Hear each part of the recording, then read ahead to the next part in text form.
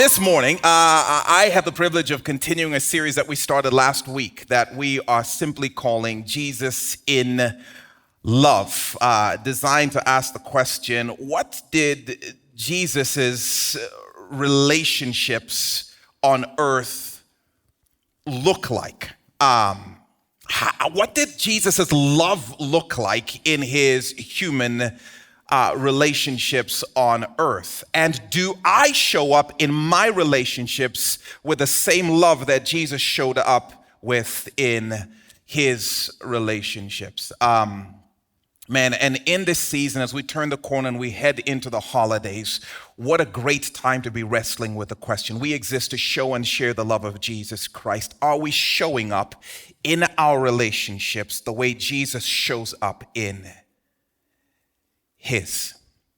We are going to rub shoulders with people we don't interact with much. We're going to rub shoulders with people we don't necessarily like very much on occasion. Are we going to show up with the kind of love Jesus showed up with in his relationships? Thankfully, we don't have to guess how Jesus showed up.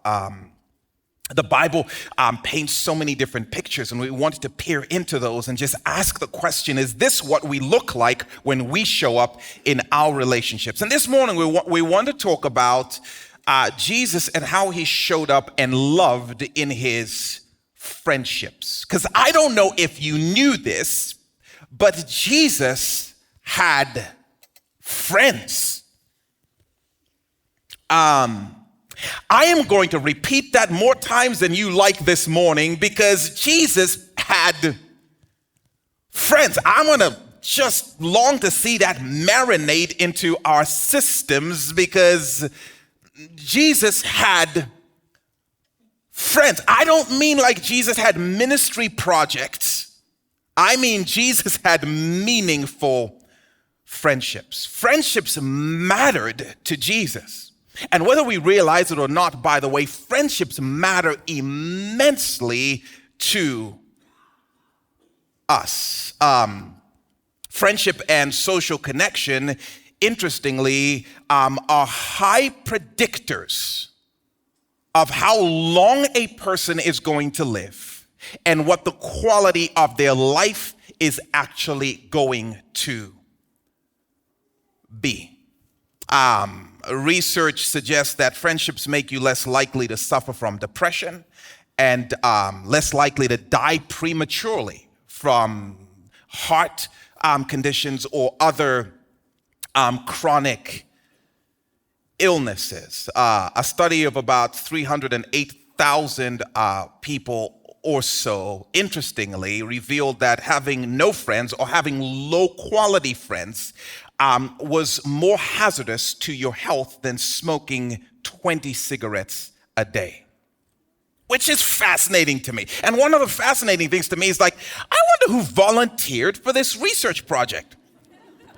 Like, yeah, I will puff 20 cigarettes a day for the cause, for research, Mom. It's for research. Friendships matter.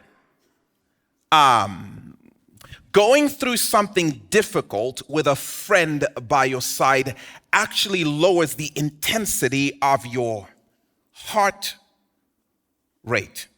A study was done which showed that when you have a friend by your side, you will actually see a mountain as smaller than it actually is. You will see it as less steep and even smaller than it actually is, which is fascinating to me and also very true when I think about some of the obstacles my life has encountered and what difference it makes when I have somebody journeying with me. Friendships matter. They affect your health mentally, physically, spiritually. They affect your perspective. Biblical research, interestingly enough, agrees with scientific research, suggesting that science may be onto something.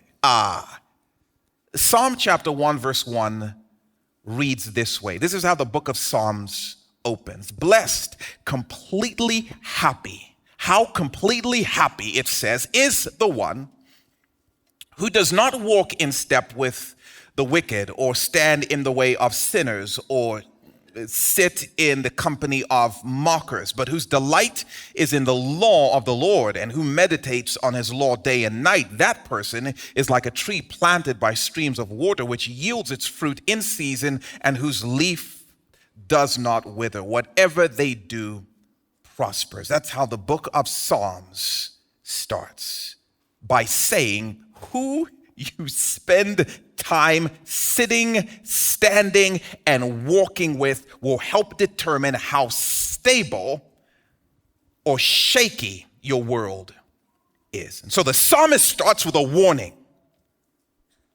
How completely healthy and happy and whole is the person who does not hang out with people like this?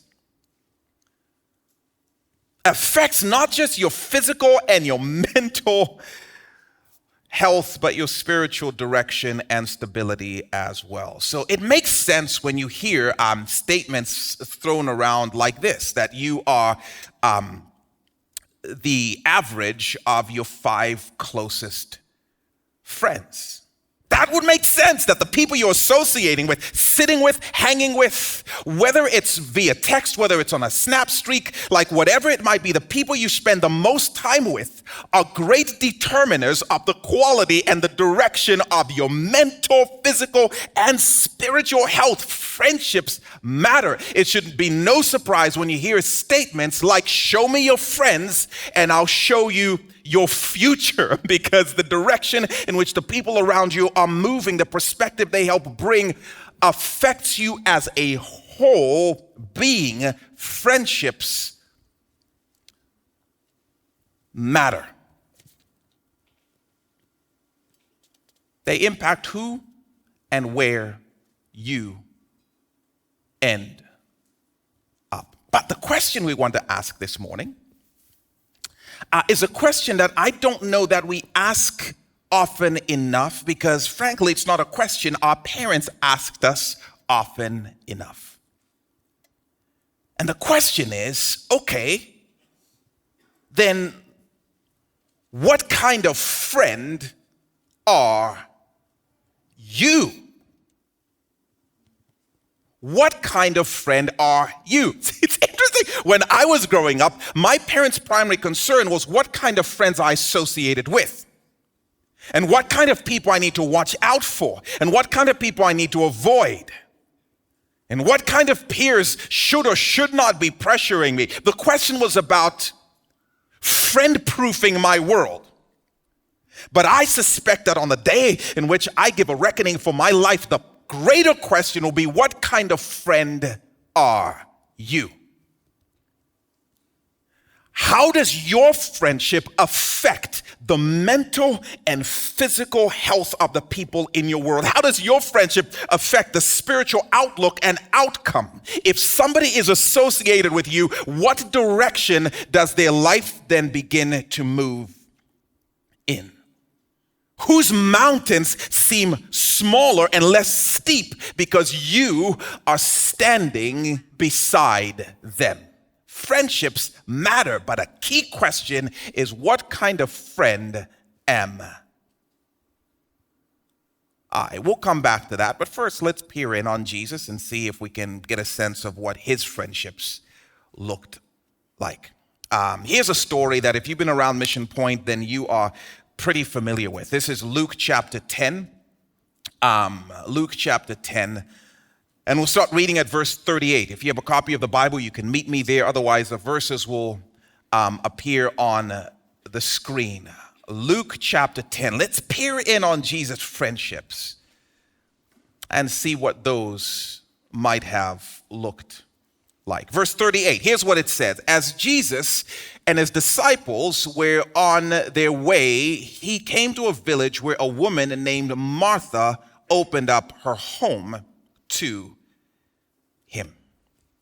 So Jesus and his 12 closest friends, because I don't know if you knew, but Jesus had friends. They were going from one city to another. And the insinuation that Luke makes is that Jesus made a slight change to their itinerary and decided to take a detour and make a pit stop in this town called Bethany to spend some time with some friends of his. Because I don't know if you knew, but Jesus had friends. And we meet one of these friends, a woman named Martha. She owns this house in Bethany, and she welcomes Jesus to stay at her place. Martha likely lives with her two siblings, a brother whose name is Lazarus.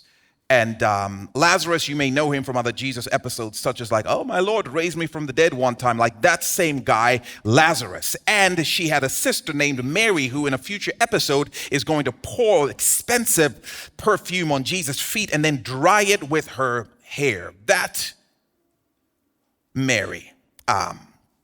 In his version of the story of Jesus' life, John, one of Jesus' disciples, talking about this trio of siblings, Mary, Martha, and Lazarus, says that Jesus loved them deeply.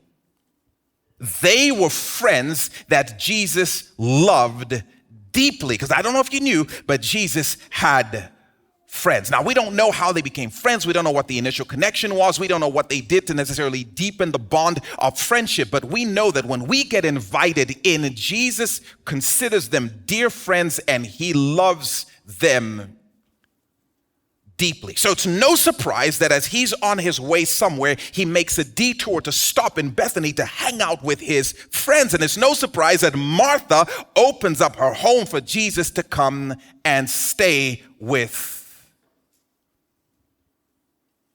her. Let me just pause for a moment and say, Jesus had friends. And I just want to let that sink in for a moment. Because listen, if you grew up in the church, the way I grew up in the church, this is a difficult concept to believe. You will hear that Jesus stopped at Mary and Martha's place. And I'm telling you, if you're honest, you will over-spiritualize this and make it out to be some kind of a mission trip that Jesus is on. You will start to think, well, these siblings must be a ministry project for Jesus. You will mistake this as a situation where obviously Jesus came to pray and preach to these siblings. It will not even occur to you that Jesus maybe stopped by to perch and play. Like he stopped by because he likes them and he wants to hang out and spend time with his friends. So I'm really asking you, do you believe that Jesus had friends? In fact, do you believe that Jesus has friends now? Because if you struggle with this, you will view yourself as some kind of a ministry project that is always just trying to fix up. And he's always got a word to preach to you. And he's interceding at the side of the Father. And it's just this project, spiritually speaking. And you will miss the fact that Jesus delights in his friendship with you. Like, wait, Jesus, you just want to hang out with me? Not to yell at me for something, not to fix something I've done, not to correct something, just to be with me? Do you believe that Jesus has friends? It should not surprise you that he just wanted to hang out. Verse 39, we already knew this, Luke, but we'll read it anyway. She, Martha, had a sister called Mary who sat at Jesus' feet listening to what he said. But Martha was distracted by all the preparations that had to be made. She came to him and asked, Lord, don't you care that my sister has left me to do all the work by myself? Tell her to help me. The Bible, it's so good. This is how we get introduced to Martha. She is running around the house frantic and frenzied. She's in the kitchen again, like I picture her, like just with a mile-long list of things that have to get finished if Jesus is going to have a meal to remember. If Jesus is going to have the slumber party of his life, then things need to get done. And she is on a mission, checking things off her to-do list. Hospitality awards, they don't win themselves. You've got to work. And so Martha is working. Can I picture her in the kitchen? And again, you've heard my vivid imagination. Like she's standing with flour on her "What would Jesus do" apron. Like she's just in the middle of getting things ready when she notices the pattern seems to continue. She is the only person working. Everybody else is out in the living room hanging out. I am over here laboring for Jesus while everyone else is just listening to Jesus. And you can get the sense that she starts to get fired up. She starts to get worked up, and she's mumbling under her breath, "Jesus, Lord, Jesus, Jesus." I don't know what she says when Jesus is a friend like that, but she's mumbling stuff, under her breath. Nothing is happening. She starts to bang pots and pans extra loud, and nothing is happening. And she finally just has enough. And so she has her little Kanye moment, and she just busts up into the living room like, "Jesus, I'm gonna let you finish in a minute. But here's the situation. Like, I'm sorry, but everybody seems fine to just be hanging around while I am over here.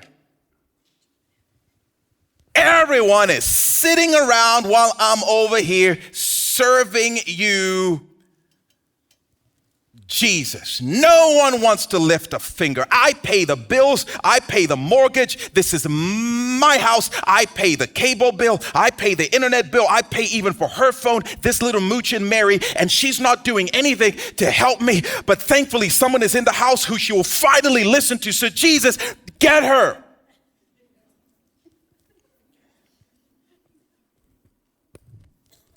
Jesus, that's your cue. Like, let the getting commence. Anytime now. Okay, let's freeze the frame and we'll come back to this in a second. Can we just pause and recognize the fact that Jesus had friends? And can we just pause and recognize the fact that if this is what being a Martha means, sign me up. Matter of fact, I've recently been praying for this in my friendship with Jesus. This is beautiful. The kind of friendship with Jesus that carries the level of safety and security which would allow her to barge in and talk to Jesus like this. Yo. This is exactly how I would talk to my friend. Like that. Jesus, are you seriously going to sit there? I know you know what I'm doing. I know you know how much I'm doing. And she's just sitting around here. I appreciate all of them, but her in particular, sibling rivalry. Like, are you just going to sit there and let me do all of this work by myself? She even asked him, like, don't you care? And then she starts bossing him around. Tell her to come help me. I don't know if she's snapping. I wasn't there. But there is definitely some attitude in the text. I love this. By the way, if you don't have friendships in which you can speak your mind clearly and plainly and with attitude, then you don't have friendships like Jesus had friendships, because Jesus had friends. And I'm like, Jesus, teach me to come into your presence like Martha. Not worrying that I'm somehow interrupting you because you're in the middle of doing something really, really important. Not feeling like, well, but my issue is just not significant in the grand scheme of things. Like, teach me to come into your presence because something in my life just feels unfair and it doesn't feel right. And so I'm barging in, snapping my fingers. Because that's what I would do to a friend. Not feeling like you have bigger problems and bigger issues to deal with. And listen to me, if you don't believe that Jesus had friends, you will never come to him like this.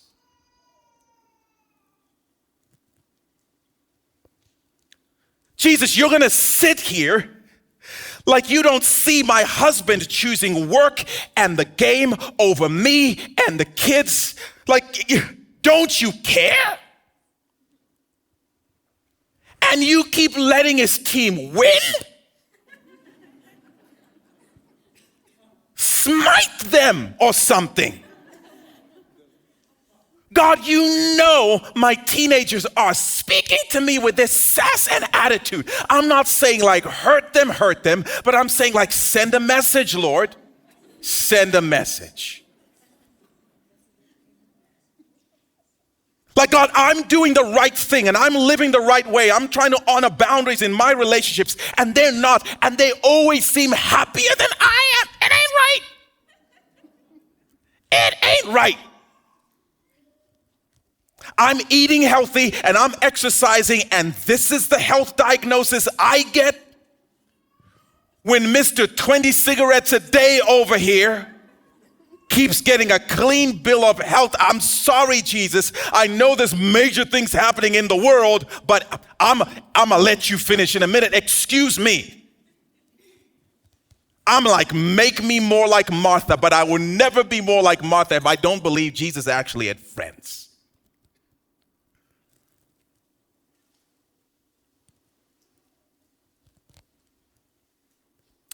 This is friendship. Do you believe Jesus had friends? Is this you?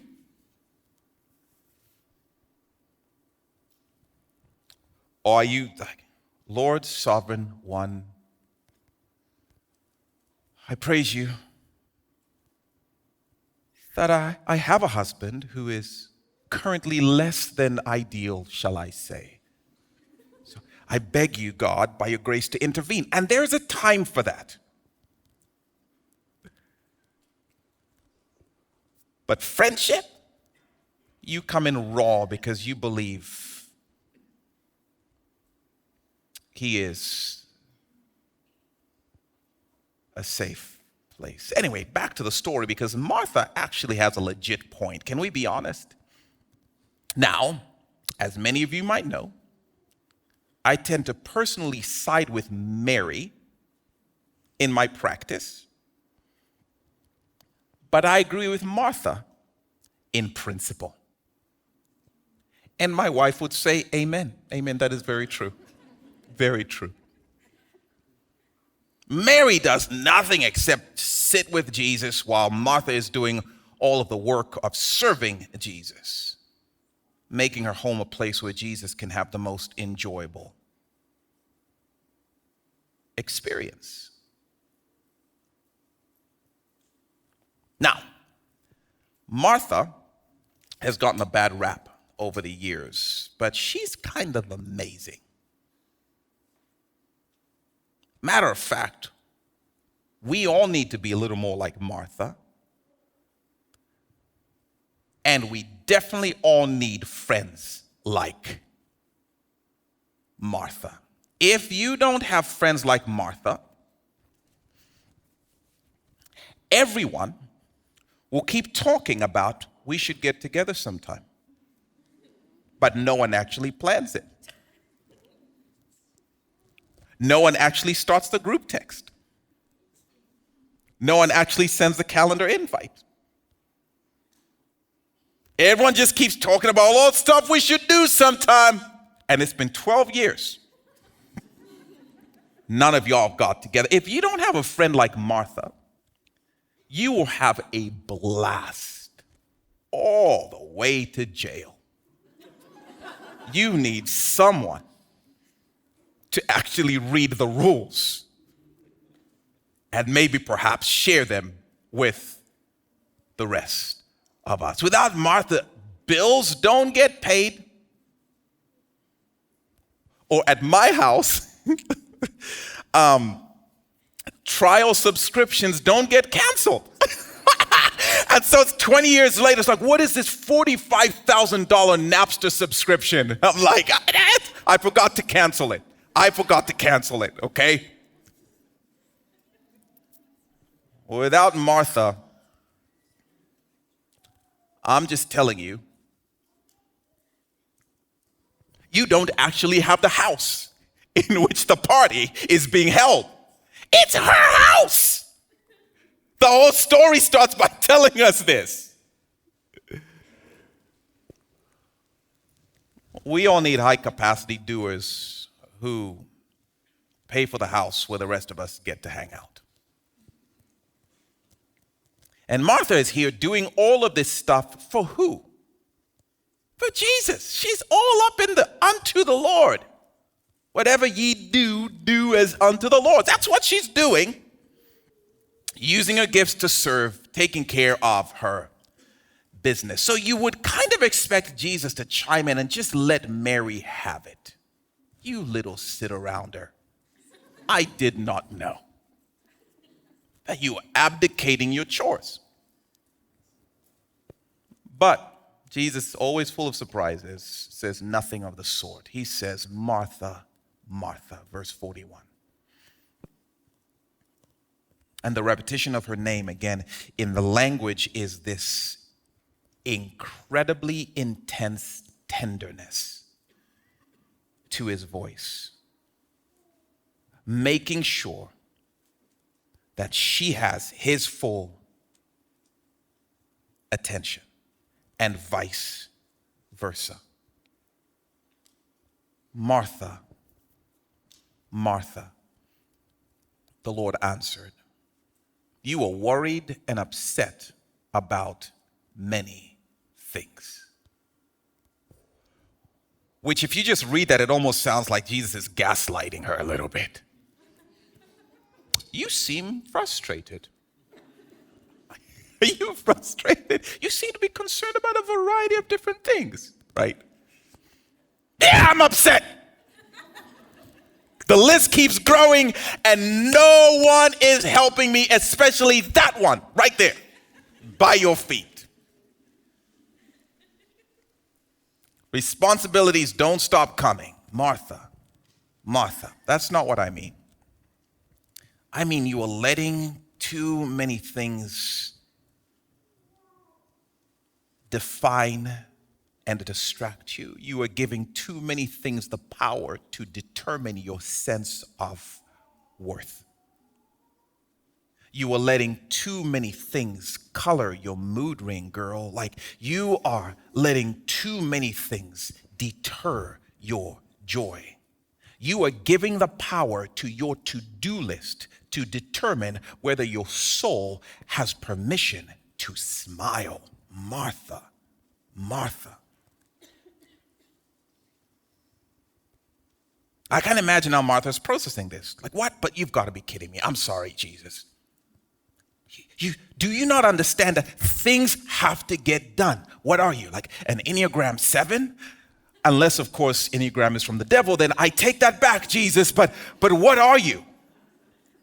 Things need to get done.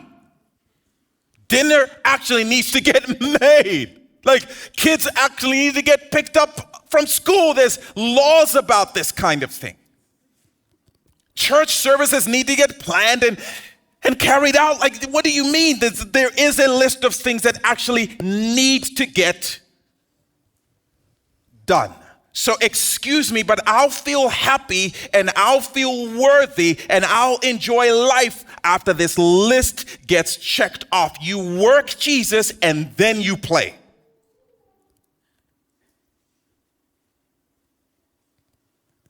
Not only do these things need to get done, Jesus, these things need to get done for you. I am doing all of this for you.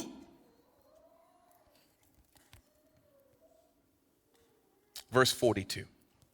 Jesus says, yeah, but few things are needed.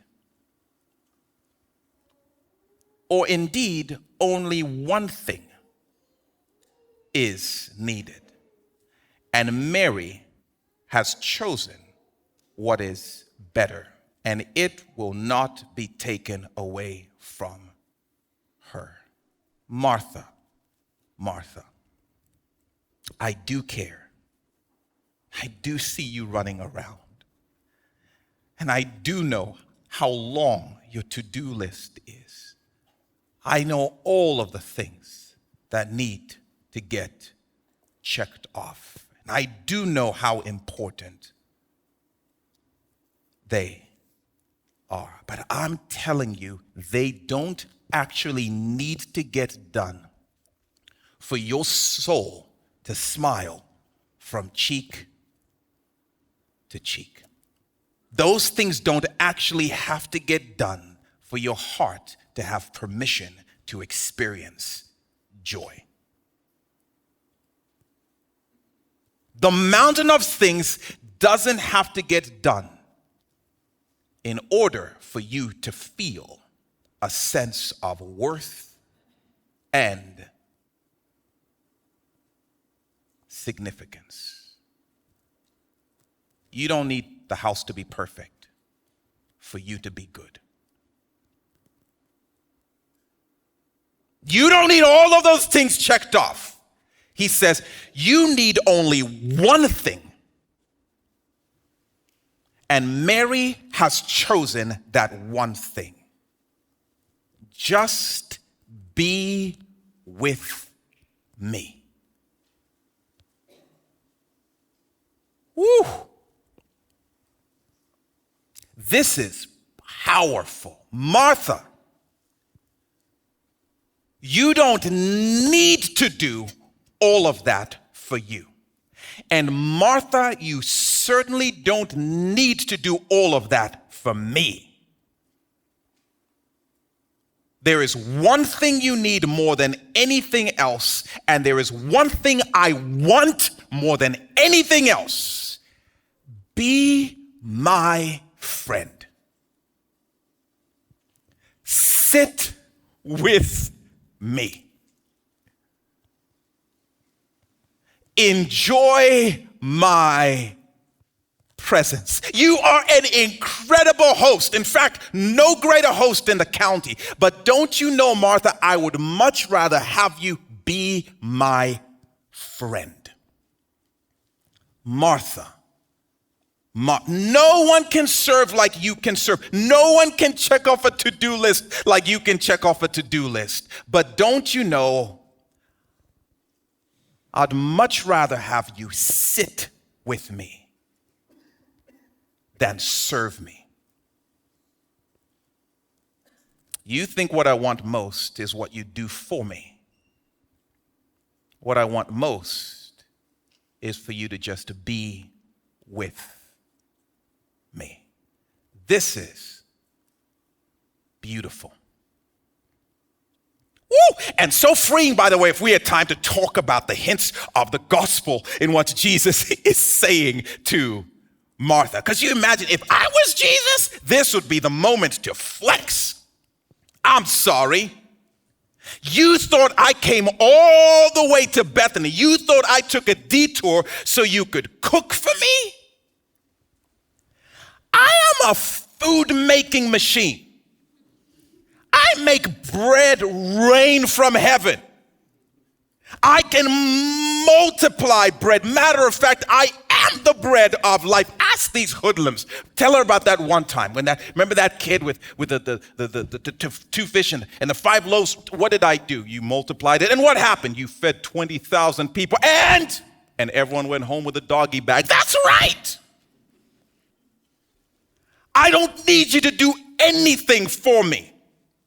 I don't know if you knew, but Jesus had friends. And if you don't believe that, you'll believe he came all the way from heaven so you could do all of this stuff for him. And Jesus is like, I can do all of it by myself. The only thing I can't do by myself is be with you. And this is eternal life. Not that they would serve me. I didn't need more serving, but that they would know the one true God and me, Jesus Christ, whom I have sent. And then in Philippians chapter 3, Paul gets to the end of his life after 30 years of following Jesus. Like, you know what I want? I just want to know him. I just want to know you. And if you don't believe that Jesus is friends, you will wake up in the morning and you will rush to your to-do list long before you just sit in his presence and be like, I get another day with you.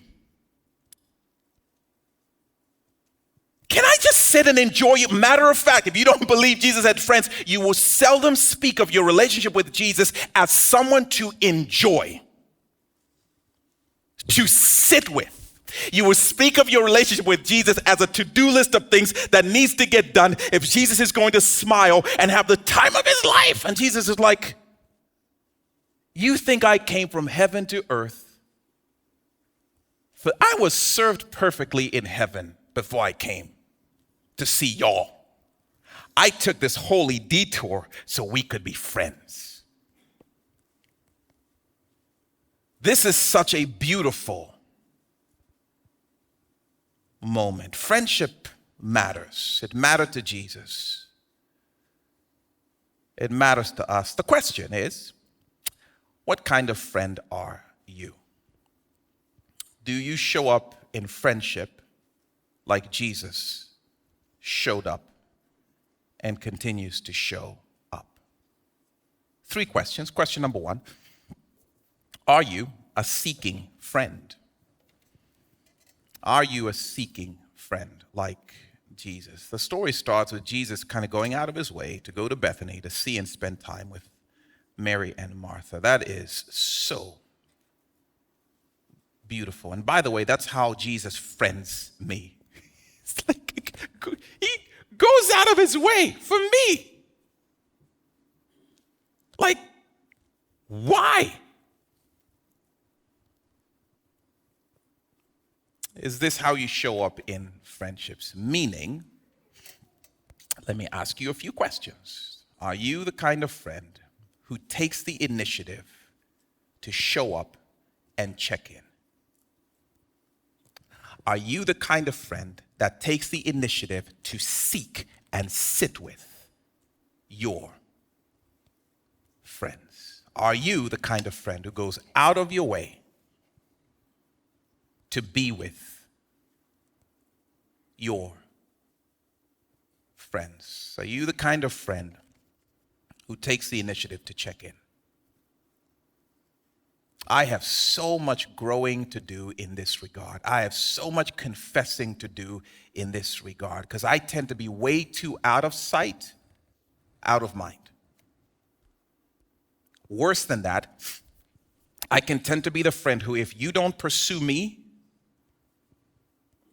I won't pursue you.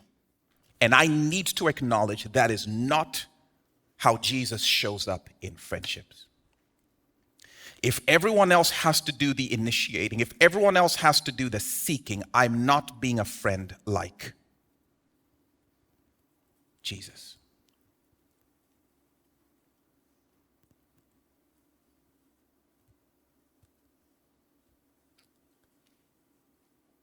Can you imagine what would be left of the gospel if Jesus didn't take the initiative to show up in our world? If he waited for us to take the initiative? I'm asking you, are you a seeking friend? And can we just put this out on the table? Too busy is just code for bad friend. I would, but I'm too busy. You're just a bad friend. Now, don't get me wrong. You can't be friends with everyone. So I think one of the things we need to be honest and do is just redefine who our friends actually are. You can't be friends with 50 people. I'm sorry. This is not Instagram. Right? This is IRL. You cannot be friends with that many people. If I cannot take the initiative to enter into your space and to sit with you and to walk with you, then I need to acknowledge, like, oh, bro, we were friends in high school, but we're not friends now. Now, we're brothers or brother and sister, or we're acquaintances. And as the Lord brings you to mind, I will pray for you. I'll even check on you randomly. But my friends, that's a group of people I need to be honest and say, like, yeah, I should have margin or make margin to be able to check in on a somewhat regular basis. I tend to be busy with what's in front of me, and that can become an excuse, or I can feel overwhelmed, like, but there's too many people. Well, yeah, I can love a lot of people, but friendship, that is different. And for some of us, we need to actually ask the question, like, who are still my friends? Like, well, that was the best man in my wedding. When was the last time you spoke to him? 14 years ago. Okay, well, maybe this was the best man in your wedding, and that's it. So recently, I've recommitted to putting my friends on my calendar to make sure that I can cut through the busy and show up like Jesus. And that's something I'm just recommitting to, because it's good for their souls and it's good for mine. And I cannot even tell you how odd and uncool that feels. Like, wait, you were going to put your friendships on your calendar? Like, yep. Because I'm not in high school or college anymore. And it took me a long time to just acknowledge that. Like, in high school, it's like, hey, we hang out, we see each other all the time. And we'd be like, hey, there you are. Then in college, like, oh, we're in the cafeteria. What's up? Hey, what's up? And it starts to, and then you go out of college and you just believe, like, hey, we're just going to organically just run into each other. And all of a sudden you're like, nope, it takes a different level of intentionality. Matter of fact, even in college, it takes the level of intentionality not to just see each other and hang out with each other, but to actually sit and spend time checking in with each other. So it's like, my friends are going on my calendar because I want to be intentional in pursuing and initiating the way Jesus was. Are you a seeking kind of friend? Are you, second question, are you a safe friend? Well, we saw this and it bears repeating. Martha could speak her mind to Jesus without fear of retribution or rejection. Jesus had obviously proven himself the kind of person who could listen and love his friend in her rawest moments of honesty. And I love that Jesus responds to Martha's intensity with tenderness. She's like, Jesus, don't you care? That's a little aggressive. Tell her to. That's a little bossy. And Jesus is so safe with her. He responds with tenderness, Martha, Martha. He doesn't reprimand her. He doesn't mansplain anything. He doesn't quote 50 scriptures. He has become such a safe place for her to fall apart and just be real and raw and honest. And I'm asking you, are you that kind of a place for your friends? And two good questions for that is, number one, are you the kind of person that your friends can confront when they're disappointed or you did something messed up? Or is there fear that you're going to get defensive, you're going to get aggressive, you're going to lash out, and so no one even, you're the emperor's new clothes, no one actually tells you anything because they're afraid of how you will respond. And if you don't know, just ask the people around you. Like, do you feel the freedom to come and confront me about something that I'm not doing right? Are you that kind of friend? This to me has become an incredible point of conviction for me. And I want to take initiative to ask some people, like, am I that person? And the other question is, do your friends confide in you about their sin and their struggle and their disappointments? Or is everything about surfacey sports scores and successes? Because if that's the case, they may not feel safe around you. And that ought to invite the question, Jesus, how can I borrow your truthful tenderness and become a safe place for the people in my world? And listen to me, in this season, especially around the holidays, what our world needs and what friends need right now is safe places where they can come and just share, like, this is what is going on, and this is the mountain that is in front of me, and this is a place in which I feel like I am breaking. Are you that kind of a safe friend? To be a friend like Jesus is to create safety, leading with tenderness, meeting with tenderness. It's truthful, but it's tender. Look at the story. Jesus tells Martha what he thought, but not in some mean or unkind way. It is very inviting. Martha, Martha, please come and be with me. And are you a selfless friend? I love that in this story. Jesus is not in this friendship for what's in it for him. Martha, I'm not here because of what you can do for me. I made the effort to come here just to be with you. Matter of fact, I have more to give you.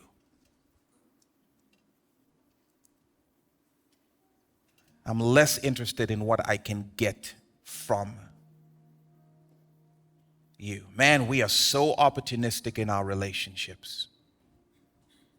In fact, that's why we tend to reach out to each other, because we need something.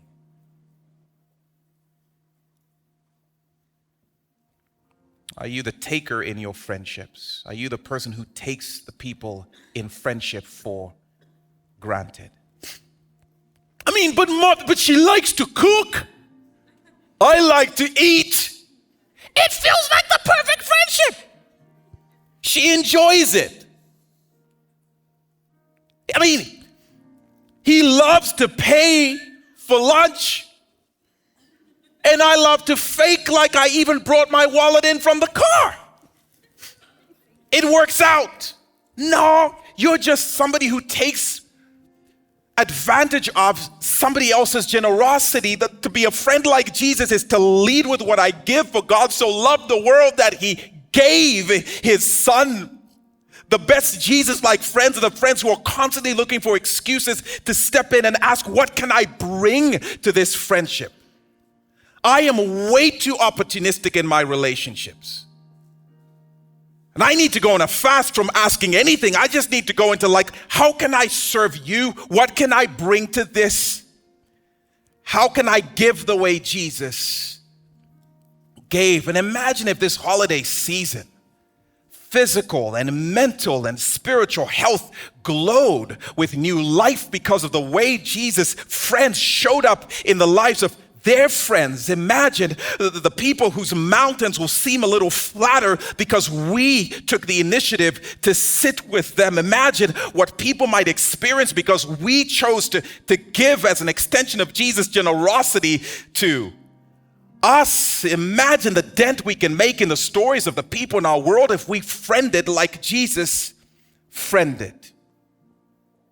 Somebody who's sitting around and just longing for someone to take initiative and ask the question, how's it going and what can I do? And whatever you say, you will be met with a tender truthfulness on my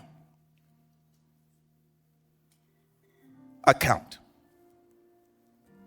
What a blessing this season would be. So here's what I'm saying to you. If there is somebody you've been thinking like, I need to call them back, skip the football game. If there's somebody you're stirred like, I need to check in on them. If there's somebody you feel like, I need to ask the question, like, am I safe to you? Ask the question. If there's somebody you need to check in on, like, how are you doing? Do it. Let's be friends like Jesus is to us, who steps into our messes and we can be ourselves with him, and in all of our sin, he meets us where we are and then journeys in tenderness and truthfulness towards our best. Jesus, thank you for being our friend. Help us to be friends like you. It's in your name we pray.